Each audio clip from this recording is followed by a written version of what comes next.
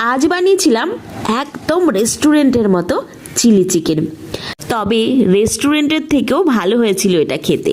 তো এর জন্য নিয়েছিলাম 500 গ্রামের মতো চিকেনটাকে ভালো করে ধুয়ে পরিষ্কার করে নিয়েছিলাম। এখন এর মধ্যে দিয়ে দিচ্ছি 1 চামচ আদা বাটা, রসুন বাটা, soya sauce, green chilli sauce, 1 চামচ লাল লঙ্কার গুঁড়ো, গোলমরিচের গুঁড়ো, 2 চামচের মতো ভিনিগার, আর 2 চামচ দিয়েছি কর্নফ্লোর, আর 2 চামচের মতো দিয়েছি ময়দা। একটা ডিম ফাটিয়ে দিয়ে দিলাম। এখন খুব ভালো করে এটাকে মাখিয়ে নিতে হবে। আমি প্রায় 5-6 মিনিট সময় নিয়ে খুব ভালো করে এটাকে মাখিয়ে নিয়েছি। এরই মধ্যে দিয়ে দিচ্ছি 1 চামচ লবণ। এরপর আবারও খুব ভালো করে মাখিয়ে নিয়েছি। দেখো মাখানো হয়ে গেছে। এখন এটাকে আধা ঘন্টার জন্য সাইডে রেখে দিচ্ছি। আধা ঘন্টা পর গ্যাসে একটা কড়াই বসিয়ে দিয়েছি পরিমাণ মতো সাদা তেল। তেলটা যখন খুব ভালোভাবে গরম হয়ে গেছে তখন একে একে চিকেনের পিসগুলো ওই তেলের মধ্যে দিয়ে দিচ্ছি। এখন গ্যাসের ফ্লেমটা মিডিয়ামে রেখে খুব ভালো করে একদম ক্রিস্পি করে এই চিকেনের পিসগুলোকে ভেজে নিতে হবে। অবশ্যই মিডিয়াম আঁচে ভাজতে হবে, তাহলে এই পকোড়াগুলো খুব ভালো করে ভাজা হবে। পকোড়াগুলোকে বেশ লাল লাল করে ভেজে নিয়েছি। এখন তেল থেকে ছেঁকে তুলে নিচ্ছি। এই চিলি চিকেনটা না ফ্রাইড রাইসের সঙ্গে বেশি ভালো যায়, তবে আমি মাঝে মাঝে কি করি, ঘরে রুটি পরোটা দিয়ে খাওয়ার জন্য এই চিলি চিকেনটা বানিয়ে নিই।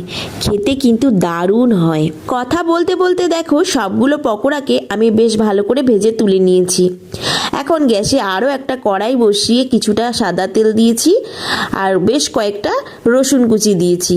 2টো গোটা শুকনো লঙ্কা। এখন সব কিছুকে হালকা ভেজে নিয়ে দিয়ে দিচ্ছি কেটে রাখা পেঁয়াজ আর ক্যাপসিকাম।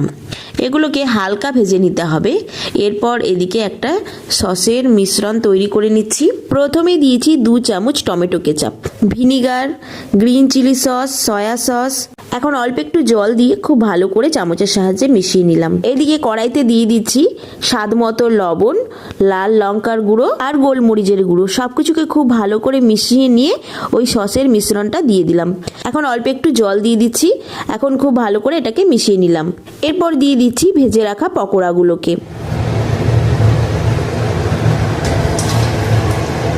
এখন খুব ভালো করে খুন্তির সাহায্যে এগুলোকে মিশিয়ে নিচ্ছি।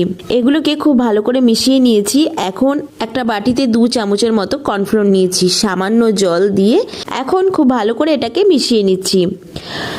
দেখতেই পাচ্ছ মেশানো হয়ে গেছে। এখন ওই কর্নফ্লোরের মিশ্রণটাকে দিয়ে দিতে হবে চিলি চিকেনের মধ্যে। এখন খুন্তির সাহায্যে খুব ভালো করে এটাকে মিশিয়ে নিতে হবে।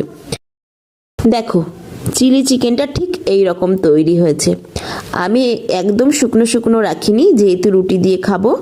শুকনো হলে কিন্তু রুটি দিয়ে খাওয়া যাবে না, তাই একটু গ্রেভি রেখেছি। দেখো দেখতে কতটা লোভনীয় হয়েছে, তাই না? খেতে কিন্তু দারুণ হয়েছিল। আজকের বানানো এই চিলি চিকেনের রেসিপিটা তোমাদের কেমন লেগেছে অবশ্যই কমেন্টে জানিও।